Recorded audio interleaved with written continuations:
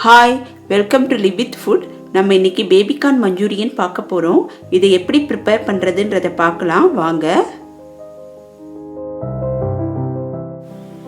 இப்போ ஒரு பிளேட்டில் பேபிகார்ன் எடுத்து வச்சுருக்கேன். இதை நல்லா கழுவிடலாம், 2-3 தடவை கழுவிடலாம்.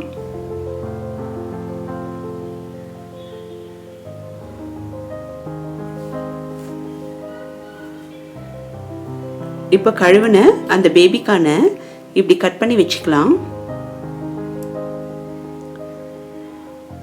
ஒரு பாத்திரத்தில் தண்ணி விட்டு இந்த பேபிக்கான ஒரு 5-6 நிமிஷம் வரைக்கும் வேக வைக்கலாம்.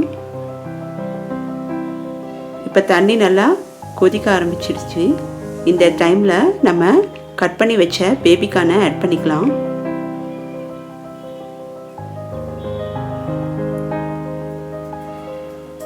இப்போ வேக வச்ச பேபிக்கான நம்ம ஃப்ரை பண்ண போகிறோம்.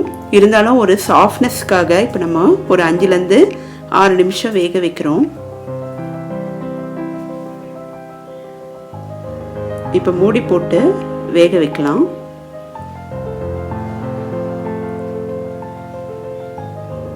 இப்போ வெந்த பேபிக்கான தண்ணியெல்லாம் வடிகட்டிட்டு பிளேட்டில் எடுத்து வச்சுக்கலாம்.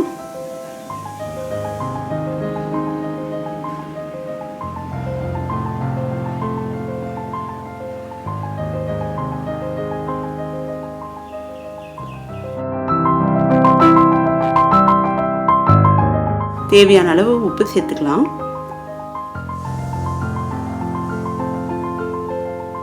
மிளகாய் தூள் ஆட் பண்ணிக்கலாம்.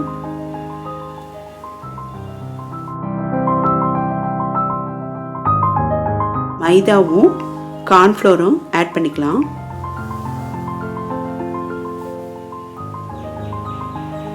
இப்போ நல்லா இதை மிக்ஸ் பண்ணி நம்ம ஃப்ரை பண்ண போகிறோம். இது ஸ்நாக்காகவும் யூஸ் பண்ணிக்கலாம், ஸ்டார்டராகவும் யூஸ் பண்ணிக்கலாம்.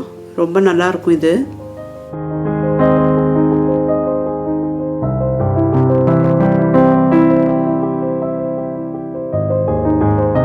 இது ஒரு வித்தியாசமான டிஷ்ஷுன்னே சொல்லலாம்.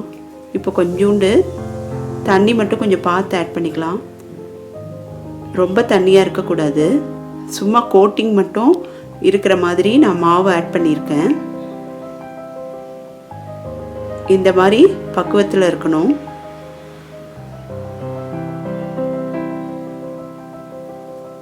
இப்போ பொரிக்க தேவையான அளவு எண்ணெய் விட்டுக்கலாம்.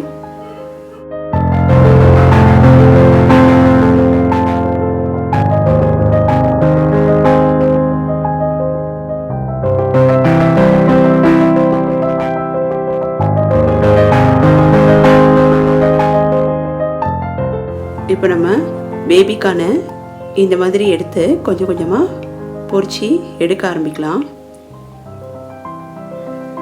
ஒரு 2 or 3 மினிட்ஸில் இது ஃப்ரை ஆகிடும்.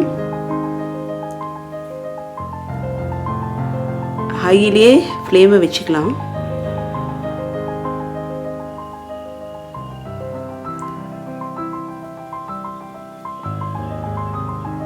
இது சப்பாத்தி, புல்கா அந்த மாதிரி டிஷ்ஷுக்கெல்லாம் ரொம்ப நல்லாயிருக்கும். சைட் டிஷ்ஷாக இதை மஞ்சூரியனை நம்ம சாப்பிட யூஸ் பண்ணிக்கலாம்.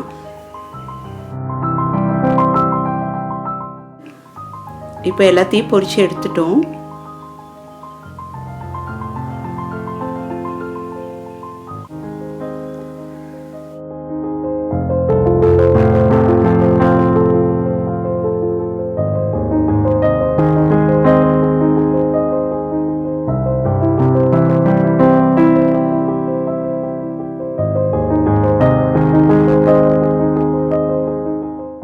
சூடாக சாப்பிட்டா ரொம்ப நல்லாயிருக்கும்.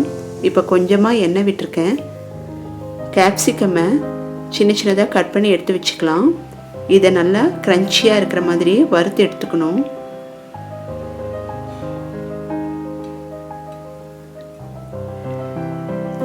ஒரு 2 மினிட்ஸ் போல் நம்ம வறுத்து எடுத்து வச்சுக்கலாம். இதை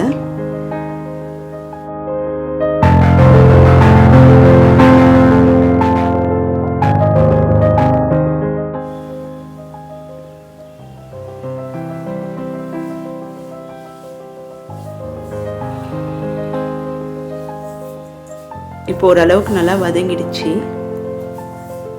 இப்போ எடுத்து வச்சுக்கலாம் இந்த கேப்சிகமை. இப்போ அதே கடாயில் கொஞ்சம் தாராளமாக ஆயில் விட்டுக்கலாம்.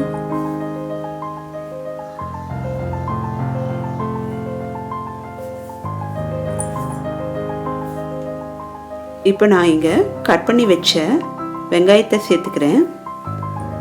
இதுக்கு ஸ்ப்ரிங் ஆனியன் சேர்த்து தான் பண்ணணுன்ற அவசியம் இல்லை. வீட்டில் இருக்கிற வெங்காயத்தை வச்சு பண்ணிக்கலாம். டேஸ்ட் ஒன்றும் பெரிய வித்தியாசம் இருக்காது, சிமிலராக தான் இருந்தது. அதனால் நீங்கள் இந்த மாதிரி ட்ரை பண்ணி பாருங்கள். இப்போது ஒரே ஒரு பச்சை மிளகாவை 2ஆக கட் பண்ணி ஆட் பண்ணிக்கலாம். பச்சை மிளகா ஆட் பண்ணும்போது 2ஆக கட் பண்ணி ஆட் பண்ணிக்கோங்க, இல்லைனா வதக்கும்போது வெடிக்கும். அதனால் அதை கொஞ்சம் பார்த்து ஆட் பண்ணிக்கோங்க.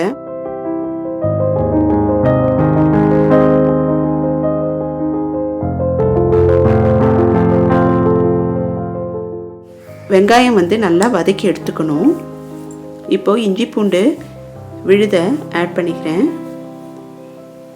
இது எல்லாமே ஹை ஹீட்டில் வச்சு பண்ணிக்கலாம், அப்போ தான் ஈஸியாக வதங்கும்.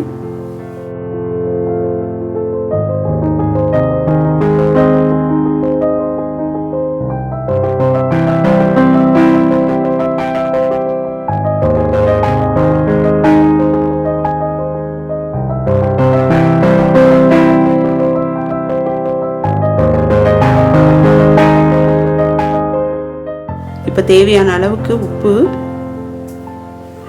போட்டுக்கலாம். கொஞ்சம் கம்மியாகவே போட்டுக்கலாம், ஏன்னா நம்ம ஆட் பண்ணுற சாஸ்லலாம் உப்பு இருக்கும்.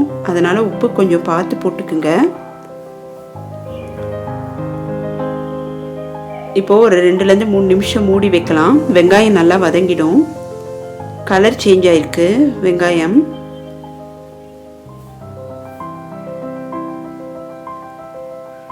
இது ஒரு ஈஸியான டிஷ். இது சீக்கிரமாகவே ப்ரிப்பேர் பண்ணிடலாம்.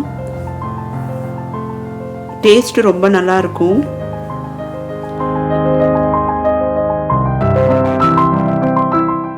இப்போ நம்ம ஃப்ரை பண்ணி வச்சிருந்த பேபிகார்னை ஆட் பண்ணிக்கலாம்.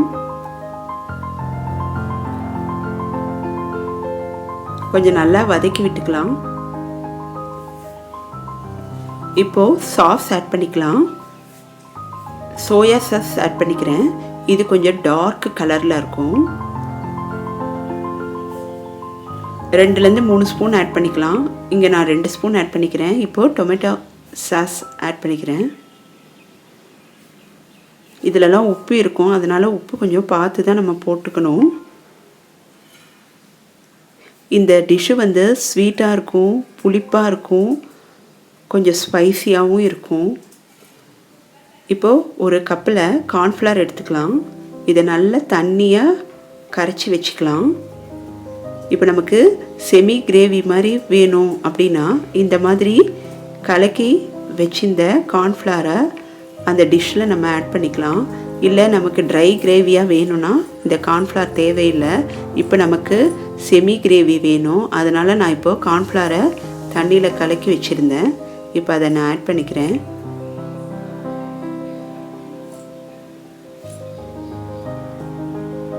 ஹீட் ஹையிலே இருக்கட்டும். இந்த மாதிரி டிஷ்ஷெல்லாம் பண்ணும்போது ஹை ஹீட்டில் வச்சு பண்ணால் தான் நல்லாயிருக்கும். இப்போ நம்ம ஏற்கனவே வதக்கி வச்சுருந்த கேப்சிகம்மை இதோடு ஆட் பண்ணிக்கலாம்.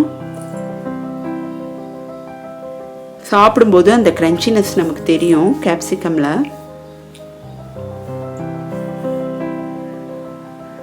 பேபிக்கான கேப்சிகமும் இருந்தால் போதும், இந்த டிஷ்ஷு ஈஸியாக பண்ணி முடிச்சிடலாம்.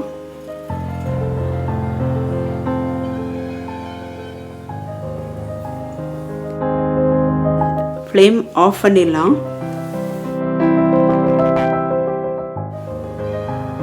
மிளகை நல்லா பொடி பண்ணி ஆட் பண்ணிக்கலாம்.